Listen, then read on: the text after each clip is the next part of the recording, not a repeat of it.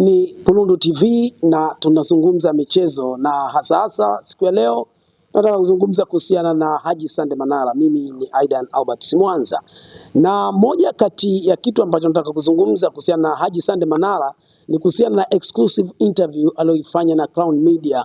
Moja kati ya interview ambayo imeenda viral sana na watu wengi sana wamekuwa wakihoji ama yameubuka maswali mengi sana ambayo watu wengi sasa wamekuwa wakiuliza.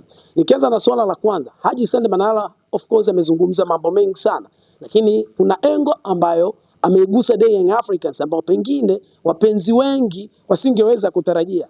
Moja kati ya vitu alivyovizungumza ni kuhusiana na usajili ambao Young Africans wamekuwa wakiufanya kila msimu, akidai kwamba hii imekuwa ni hasara kwa klabu. Kwa sababu gani? Kwa sababu Young Africans imekuwa ikisajili wachezaji ambao muda mwingine wanakaa jukwani, na ukiangalia mchezaji anapokuwa international player, unaposajili international player, mchezaji wa kimataifa, maana yake ni kwamba unatumia fedha nyingi kwanza kupata ile signing yake, lakini pia mshahara wake pia unakuwa mkubwa zaidi. Kwa hiyo yeye kukaa nje ya uwanja ama kutocheza inakuwa ni kama inakuwa ni hasara sasa kwa upande wa klabu husika. Kwa hiyo na Haji Sande Manara pia alisema kwamba haya pia mambo amepata wakati mzuri tu wa kuzungumza na Engineer Hersi Said, akimwambia kwamba hapana, hii si sawa na haitakiwi kuwa hivyo. Ni bora wakasajiliwa wachezaji ambao watakuwa na quality, lakini pia wataisaidia Young Africans. Na akazungumza pia kuhusiana na mafanikio ya Young Africans, akisema kwamba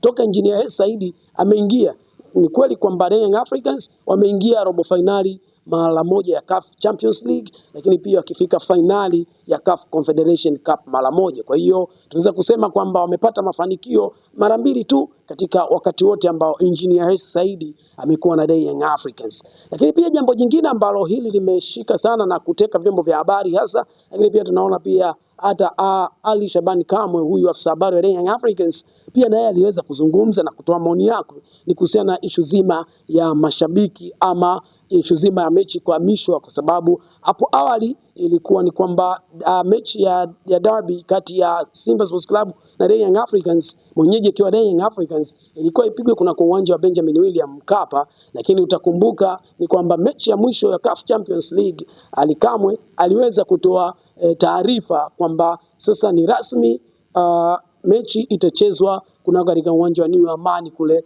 Zanzibar. Moja kati ya kauli ambayo wengi kabla ya Haji Manara kuja nayo, lakini watu wengi na wakosoaji wengi walikuja mbele kuzungumza kwamba inakuwaje klabu inatoa taarifa kabla ya TFF wenyewe ama kabla ya bodi ya ligi yenyewe kutoa taarifa juu ya mabadiliko ya uwanja. Lakini pia kanuni zinasema kwamba kama kutatokea mabadiliko yoyote ya uwanja, basi ni kwamba taarifa inapaswa kutoka kabla ya siku 21.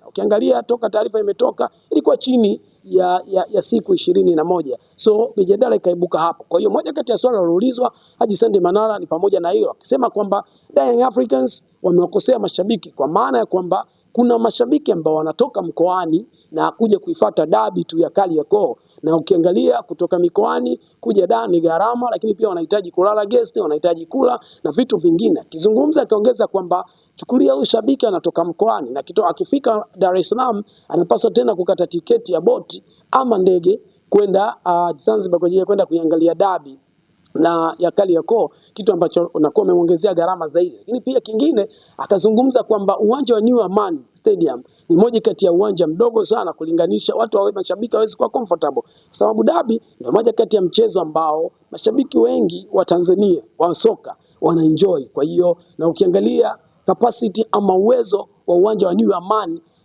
haulingani na uwanja wa Benjamin William Mkapa. Ndio inasemekana kwamba moja kati ya vitu ambavyo vimesababisha hii mechi iweze kuhamishwa katika uwanja wa Benjamin William Mkapa ni pamoja na mashindano ya Quran yatakayofanyika siku ya tarehe 1, na hii ndio imekuwa sababu kubwa. Kwa sababu sababu kubwa inadai kwamba ni kwa sababu kutakuwa na shughuli ya kiserikali ama uwanja utakuwa na shughuli ambayo itakuwa ikifanyika pale. Sasa tunakuja kuangalia, je, hii shughuli ya mashindano ya Quran miaka yote imekuwa ifanyiki? Ukweli ni kwamba mashindano yamekuwa yakifanyika pale, na mara nyingi haya mashindano ya Quran yamekuwa yakifanyika kuanzia majira ya asubuhi mpaka saa 7 mchana, na ikifika saa 7 mchana basi mashindano yale yanakwisha. Na tumejua dabi ya Kariakoo mara zote imekuwa ni kuanzia majira ya saa 11 muda mwingine hata saa 2 usiku. Kwa maana hiyo ni kwamba dabi ingeweza kupigwa kunako katika uwanja wa Benjamin William Mkapa. Kwa ni moja kati ya vitu ambavyo Haji Manara amekuja amezungumza na kusema kwamba ni vitu ambavyo mashabiki hawajatendea wa haki, kwa sababu uwanja wa New Amani hawezi kubeba mashabiki wa kutosha kulingana na ukubwa wa mechi. Sasa ni moja kati ya kauli ambayo imezua mzozo mkubwa sana miongoni mwa mashabiki wa Young Africans. Pia wametoka mbele na kusema kwamba Haji Sande Manara si mwana Yanga, kwa maana ni moja kati ya watu ambao yeye ni mwana Simba, na kwa sababu kutoka huko awali amefanya kazi Simba, lakini pia amefanya kazi Young Africans. Kwa kauli hizo wao wamesema kwamba yeye si mwenzao ama si mwana Yanga mwenzao. Hiyo ni moja kati ya vitu ambavyo vimekuwa vikitrend sana, lakini ukiachilia mbali na swala hilo, lakini swala jingine ambalo pia wamehoji wana Young Africans ni kuona ni ujasiri. Haji Sande Manara anatoa ujasiri huo wapi wa kuanza kuisema Young Africans ikiwa yeye ni mwanachama? Na sisi wote tutakubaliana, mimi na wewe mtazamaji wa Prundu TV utakubaliana na mimi kwamba Haji Sande Manara ni mwanachama halali, ni mwana Young Africans halali, kwa maana ya kwamba wote tumeshuhudia mbele ya kamera, wote tumeshuhudia akipewa kadi ya wanachama wa Young Africans na Engineer Hersi Said mbele ya kamera na kila mtu aliona. Kwa hiyo hoja ni kama hoja ambayo inakosa mashiko. Sasa ni nini hasa ambacho kwa Haji Manara, ni nini ambacho kwa upande wangu naona amekosea na hayuko sawa? Kwa Haji Sande Manara ni kwamba timing tu yake imekuwa ni mbovu. Ni wakati ambao unajua hizi mechi za Simba na Yanga hasa hivi karibuni zimekuwa na pressure sana. Tumeshuhudia zikiahirishwa baadaye zinakuja kuchezwa. Kwa hiyo na Haji Sande Manara ni moja kati ya watu ambao ni wana influence kubwa sana, kwamba chochote atakachokizungumza basi watu hawakichukulii kama ni neno tu ambalo amelizungumza, lakini watu wanalichukulia kwa ukubwa kutokana na status alonayo, lakini pia na ukubwa ambao Haji Sande Manara anao. Kwa hiyo kwangu mimi naweza kusema kwamba timing ni mbovu, angeweza labda hata kusubiria baada ya dabi ya Kariakoo, kwa sababu ukiangalia sasa upepo mzima umekwisha hama na kuhamia sasa kunako katika kujadili masuala hayo. Lakini pia jambo jingine la mwisho ni kwamba utakumbuka wakati mechi ya mwisho ya Young Africans akicheza na JS Kabylie kule kunako katika uwanja wa New Amani, baada ya kuwa ameshindwa kufuzu japo alifanya mchezo vizuri, ndipo ambapo tamko la kuhamishwa kwa mchezo wa dabi iliweza kutoka. Ni nini ambacho Ali Shabani Kamwe alikuwa anakifanya?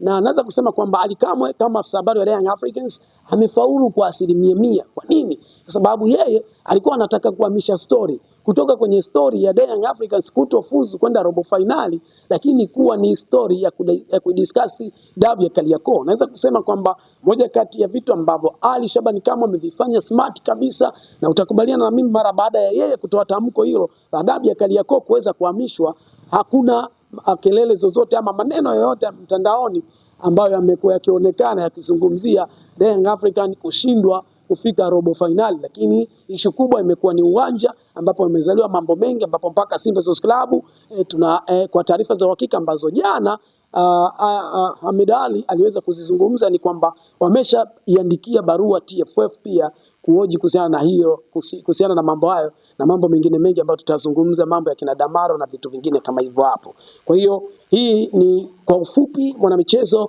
kuhusiana na interview ya Haji Sande Manara ambaye ameitoa. Kitu ambacho natakiwa kufanya ili kuendelea kupata taarifa za michezo hizi na nyingine nyingi pia, usisahau kusubscribe, kulike na kushare, lakini ukicomment pia unaonesha kabisa kwamba wewe ni mwanafamilia wa Prundu TV, kwa sababu mambo mazuri zaidi ya kimichezo lakini pia na yale mengine yataendelea kukujia kupitia hapa Prundu TV. Ili uendelee kuwa karibu, hakikisha unawasha turn on notification, kwa maana ya kwamba wakati habari zinapokuwa zinafika hapa ama zinatopoziweka hapa, basi unakuwa ni mtu wa kwanza kabisa kupata taarifa zetu. Hii ni Prundu TV, usisahau kusubscribe.